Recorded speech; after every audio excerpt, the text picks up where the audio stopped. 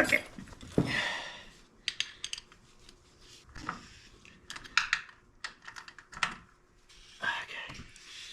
Please don't strip.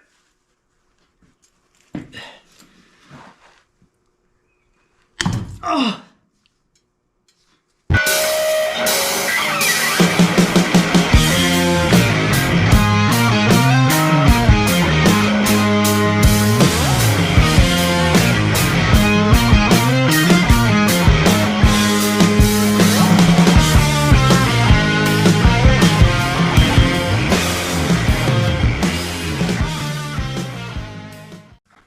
Welcome to the LRT Outpost, everybody. Now, lately on the channel, we've been running through our 900 RZR build here. And before we get this thing back on its wheels again, I'm going to go ahead and run through and replace all my fluids. Nice, clean, freshy fluids, ready to rip. And I'm going to slap some new brakes up here, some ceramic brakes I've never tried before. And I'm going to walk you through my little routine inspection service protocol that's kind of served me pretty well throughout the years. So let's get into it. Now, like I said earlier, we're going to put ceramic brakes on this thing. So these are trailed brakes. I came across them a while back. Just haven't slapped them up there yet. But I have tried all types of brake pad materials on these things, and I have not tried ceramics yet. So I'm real curious to see how they perform and how long they last, really. Now, we're going to go ahead and slap these things up here. All right, so to change the brakes out on these things, this is the rear.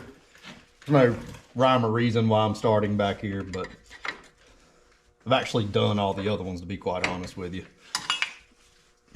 All right, so to swap out the brakes on these late model RZRs, I don't know about some of the newer ones. I think they kept the design for a while, so I don't think there's a lot of changes. But 15mm bolts, there's not a lot of clearance, so you pretty much are stuck with using a wrench.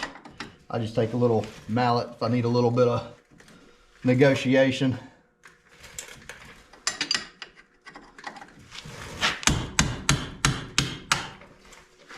Give them a little tap.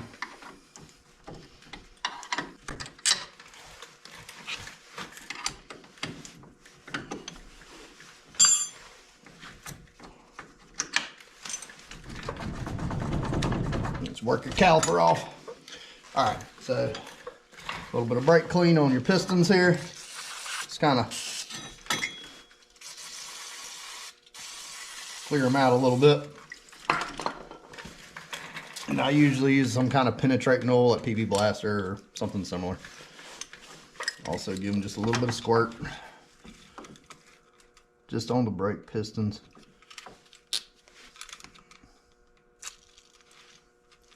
And you may need a C-clamp to press these pads in.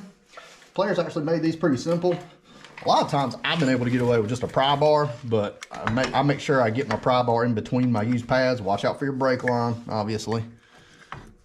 But I'm just going to get right on in here and push these pistons in.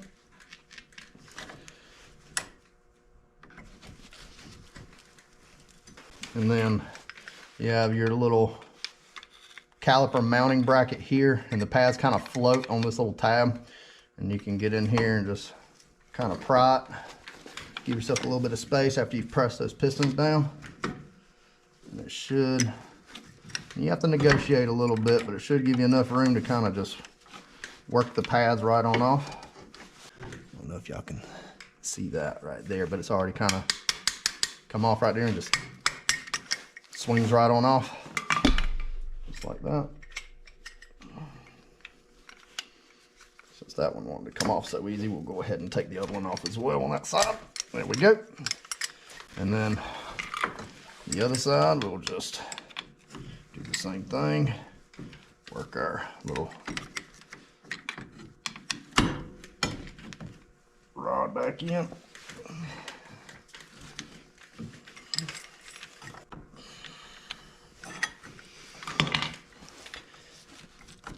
All right, so this one, unfortunately, I try to avoid this, but on the back side here, there's an Allen and a rubber cap, what looks to be a rubber cap. That's just like a cover for that little slide. I'm not really sure exactly what the term, but these things are on like little rods and they slide in and out. That one you leave alone, but this one is actually your adjustment for your brake pads here. So if you need a little extra room, it's a 5mm. Typically try to get away without loosening up if I can, just because I don't want to strip them out or anything. And you do have to readjust it when you're done. Clean out in there a little bit. All right. So I'll show you. It's just that little cap like that. And what that'll do is that controls where the positioning of the pads are on the rotor. And that should give you enough room to slide these pads off.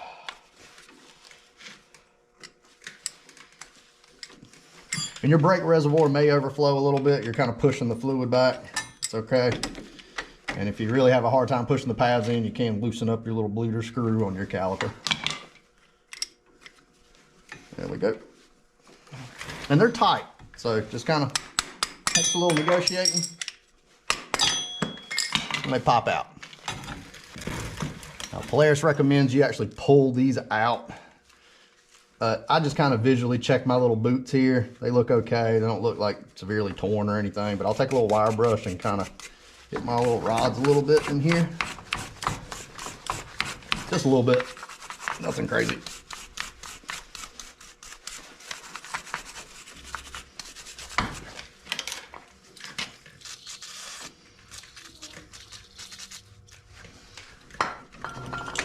And then we're gonna work our new pads in. Do them one at a time.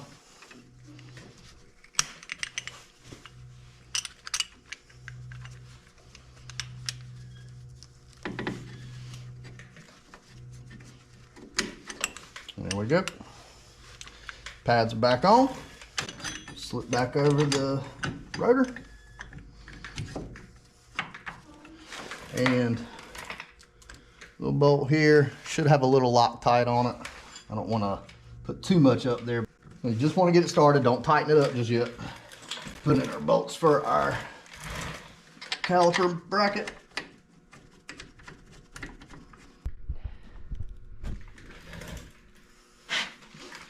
Now once you get all that up there, you're going to torque to spec. I think it's 46 or 43 foot-pounds for the rear calipers, and I think it's like 30 something or other for the front, but I just 45.7. That's close.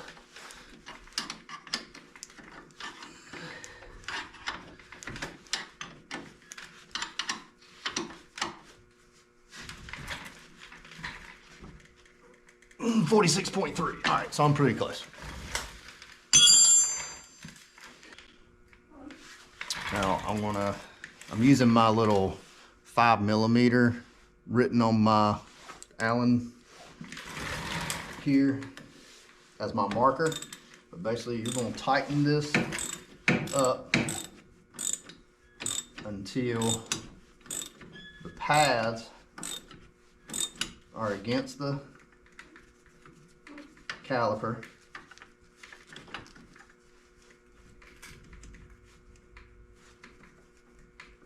Like so.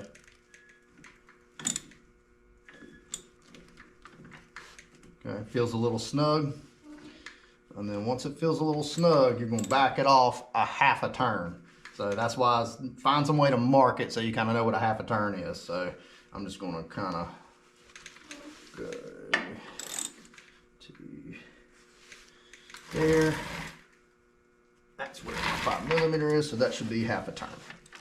All right, and the pad should have just a little bit of play. That way when you press the brakes, everything will be nice and lined up like it's supposed to be. The brakes are the same all the way around, at least on this unit, except for the fronts. The only thing different about the front is they just have this wiper, and they also have this plastic shield from the factory for your CV axle boot. And that shield is in the way of you getting into that screw. So you have these extra little screws you have to take off to remove this. But that can just be a little bit of an extra pain. This can kind of get in your way when you're trying to slip on the wiper. It can kind of get in the way when you're trying to slip on the new pads. Not a huge deal, but again, that's why I usually try to get them on without removing that pad adjustment, and they can kind of get seized up in there. They're not a big deal to kind of drill out if you have to, if you strip it or whatever. It's not like the worst place to get to, but who wants to go through all that stuff? So I typically try to remove them without removing that, but a lot of times, just like I did just a second ago, you kind of have to. All right, now according to the insert that came with these brakes, since they're ceramic brakes, Trail recommends that you do a break-in procedure. It's like to embed the pads. We'll actually go over that in another video once we get this thing back on its wheels again. So if you want to check that out, make sure you hit that like, hit that subscribe if you like this sort of thing. I appreciate you. It helps the channel, and I have a lot of fun doing this stuff. What we're going to do right now, though, is we're going to go ahead and drain my fluids, or get everything starting to drain. And while that's going on, we're going to hit all my grease fittings. Front diff is fresh. So if you didn't catch my last video, I'll put a little tag to it for you. But that's a freshy front diff. We don't have to do any draining. We're just going to top off, put in the correct fluid in there. And I do recommend you use the Polaris demand drive fluid. Those Hilliard style clutches for those front diffs, they can be a little finicky with the fluid. I don't know if there's an equivalent aftermarket. I think maybe Amsoil, looking at forums, they may have something that's close. I have just seen that it can be a little weird if you use the wrong fluid and not engage correctly and things like that. So I just always use Polaris fluids, even the engine oil and for the transmission / rear differential setup back there. I know it's more expensive, but at least I know I'm putting in the right thing.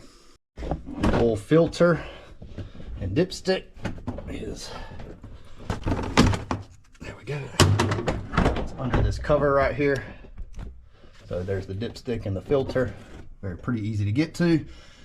Obviously you're going to get a little mess with the oil there, just where the oil filter is located, but at least it's easy to get to, I guess. Just have some rags ready and some brake clean. Your rear is, the check is here, and this is also the feel. And this is your rear diff and your transmission. It's pretty nice. They're all one unit. So you don't have to drain two separate things. And then your engine oil and the drain for the diff and the transmission is underneath. Highly suggest you put anti-seize on these things. Let's see if, there we go. All right. Woo, the big one was able to get it. I always recommend put anti-seize on these things so that doesn't happen, especially your drain bolts. Fingers crossed we don't have an issue with one of those.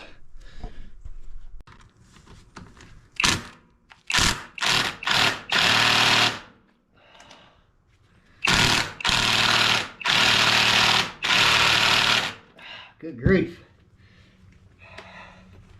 Those things get seized up there. All right. Hopefully Big Daddy can get it off. Fingers crossed, please.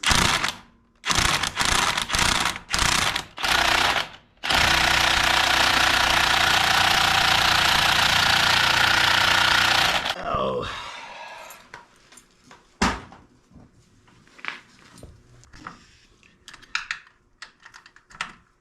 Okay. Please don't strip.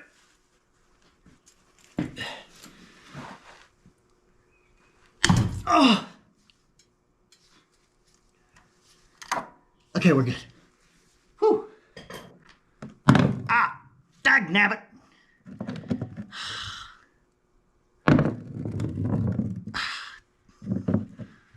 Great. Just went for a swim. Man, that oil looks almost brand new. These things do have a magnetized drain plug, so just make sure you wipe it off before you reinstall. You will get some metal shavings attached to it. It helps them not swirl around. It's normal to get some. You just don't want too much. Not exactly sure how much is considered normal.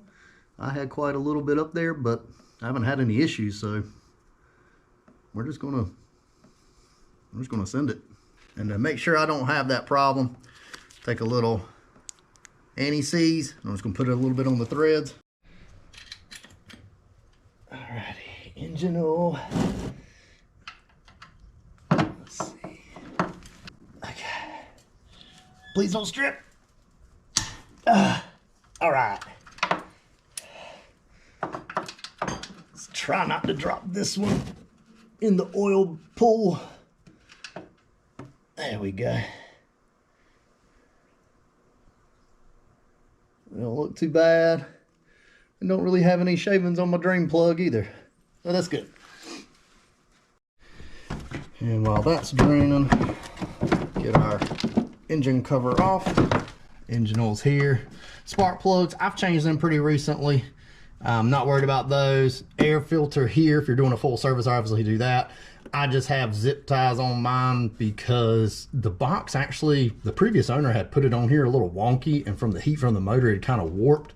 So I had to like get it lined up just right, and to try to get it to reshape, I just zip tied it. So that's why I have zip ties here. That's not supposed to be there, just if somebody questions that, that's why that's there. Engine oil's little cap. I'm just going to take that right off just so it drains. So it makes it nice and easy to fill up. There's grease fittings all over this thing, mainly suspension components and your drive axle, your drive shaft like we replaced earlier. An easy one to forget about, that one right in here. Well, if you have greasable U-joints like I installed, you'll have one here. I already greased that one ahead of time. There isn't one on this flange yoke at the diff, but there is two. One right there on the carrier, which I've already greased, and another one on the slip yoke right here. Also U-joint, but again, pre-greased that. You also have them on your knuckle where the control arm connects. There's one on the lower one too, don't forget about that one. And another one that's easy to forget about, see if I can get the camera to focus on it. There's one right there. Kind of hard to see, but it is right there, and it's kind of hard to get to, but that is for your sway bar. Again, in the rear on the slip yoke there. And again, I have greasable U-joint, so I've already greased that one there, but that slip yoke also has a grease fitting. So I just run all over this thing and grease all that. There's a couple of extra things I do like to spray down or grease a little bit.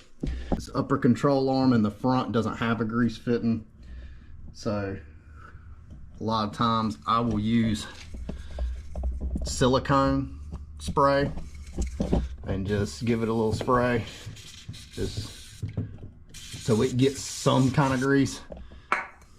And also I'll do it on my lower and upper shock mounts. Now I actually do that in between services too, because it just helps those bushings last a lot longer. And the factory bushings from these things are garbage. So if you still have the factory bushings, I highly recommend you replace them with some aftermarket ones. My preference is Super Dave's, but you do what you want to. But I just know the factory ones are terrible. They wear out pretty fast. Since we already have the wheels off this thing to replace the brakes, I'm gonna go ahead and grease up our wheel bearings. Now I'd already pre-checked all of them to make sure none of them needed to be replaced. How I do that is I just, with the wheel off the ground, just kind of give it a little back and forth, move it from the top to the bottom. And a little tiny bit of, I got just a touch of play. That's pretty normal. You'll be able to tell because it'll be like real wobbly. These are all still pretty snug. All right, since all of our wheel bearings look to be pretty good, I'm going to actually re-grease them. This is a wheel bearing grease tool. Probably one of the best tools I've come across just to keep the life of these wheel bearings going. These things can kind of eat through wheel bearings, especially if you don't re-grease them or if you ride a lot of sandy or muddy kind of conditions like that. Then you take your hub assembly off to where you can just get to your axle. And this will just slip right over. You just want to slide it right in that bearing. Put in your grease tool. And you just juice her on up. There we go. Until some of the grease starts coming out. Slide it right on out.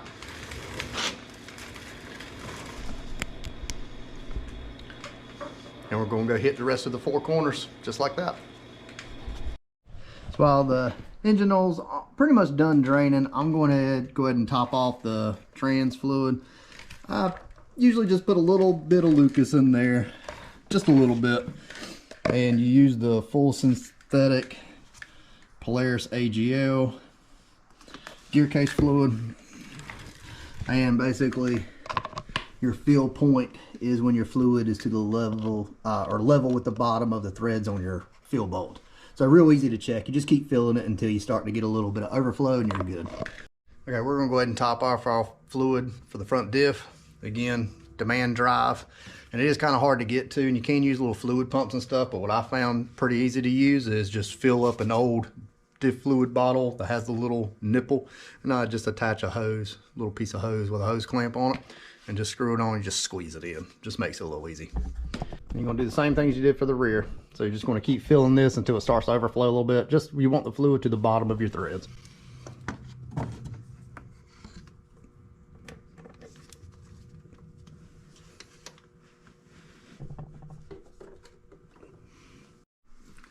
right, pull our dipstick out of the way. Get our oil filter. It's kind of tight.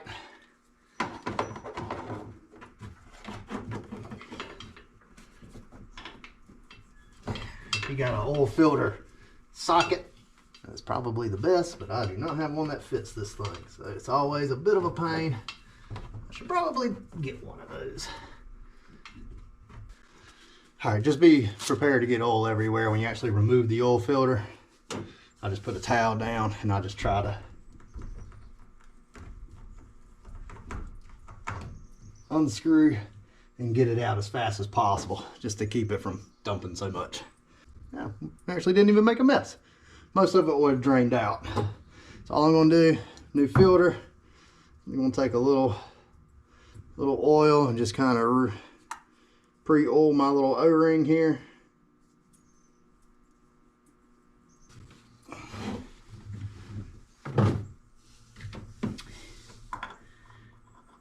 Reinstall. All right, for the engine, I usually just add just a little bit of motor honey. It's what I've always done. I know it's not really manufacturer recommended, but it's just what I've done over the years.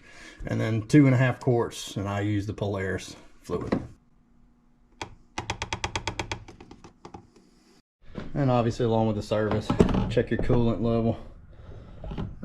Mine's pretty good. It's right at the max cold line.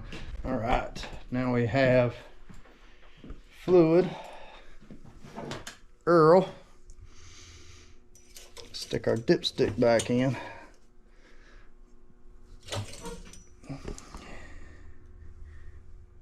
And yeah, we're showing on the dipstick, so we're going to crank it up and let it run for just a minute. What we got to do is let that oil settle, top our oil off, and we are ready to lower this thing back down on its wheels. But before we do that, I do want to make some adjustments on our ride height and stance with this unit. I want to play with the collars on the shock so I can adjust my ride height. I'm going to lower it down just a little bit, and we're also going to widen out our stance by throwing on some 1-inch wheel spacers. And then we can actually get this thing on the ground, do our belt break-in procedure, and break in these new ceramic brake pads. But that will be a project for another day. So make sure you hit that subscribe so you don't miss out on what I'm getting into here at the Outpost, and I will catch you guys in the next one.